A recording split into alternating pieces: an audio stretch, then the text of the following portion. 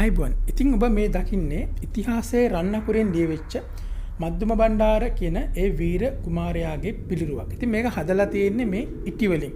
මේක තියෙන්නේ මහනුවර මාලිගාවට ආසන්නයේ බන්ධනාගාරයේ පිටුපස. දැන් මේ කාලේ අපි ගොඩක් බලන්න යනවා. ඉතින් මේ බලන්න ගිහලා ගත්ත පින්තූරයක් තමයි මේක වීඩියෝ එකක්.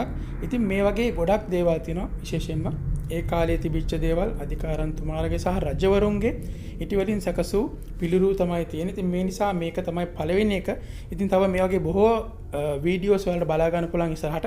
ඉතින් කැමති නම් මේ channel එක subscribe කරලා තියාගන්න. ඉතින් මේ තියෙන්නේ මද්දුම බණ්ඩාර කියන ඒ පුංචි වීරයාගේ පිළිරුවක් ඉටියෙන් සකසා තියෙන ආකාරය. ඉතින් ඊ타ත්ම ආකර්ෂණීය සහ ඊ타ත්ම වටිනාකමකින් යුක්තව අපිට දැක ගන්න අවස්ථාව ලැබෙන. ඉතින් පුළුවන් අවස්ථාවක ගිහිල්ලා මේ පින්තූර නරඹන්න. ඉතින් මේවා ඊ타ත්ම වටිනා වගේම තමයි ඉතිහාසයේ ගොඩක් අපිට සියල්සින් දැක බලා ගන්න පුළුවන් හැකියාවක් තියෙනවා. මොකද අපි පොත් වලින් විතරයි මේවා දැකගෙන හිටියේ.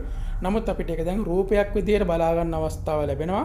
ඉතින් ඒ දංගෙඩියට බෙල්ල තියෙන රූපේ නැහැ. නමුත් මෙන්න මේ වගේ පිළිරුවක් නිර්මාණය කරලා තියෙනවා. ඉතින් හැමෝටම මේක බලන්නත් අවස්ථාව තියෙනවා ගිහිල්ලා මහනුවරට.